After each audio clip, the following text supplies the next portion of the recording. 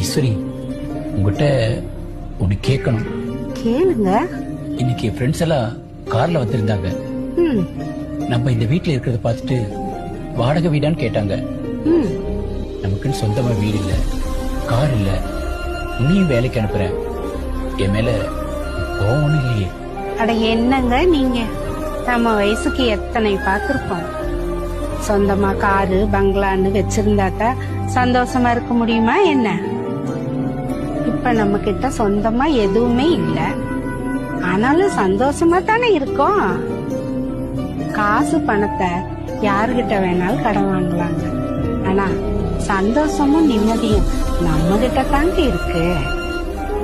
நம்ம கிட்ட எதுவுமே இல்லைனாலும் நான் உங்க கூட இருப்பேங்க. நீங்க என்ன ராணி மாதிரி பாத்துக்கிறீங்க, இதை விட எனக்கு என்னங்க சந்தோஷம்? தேங்க்ஸ்.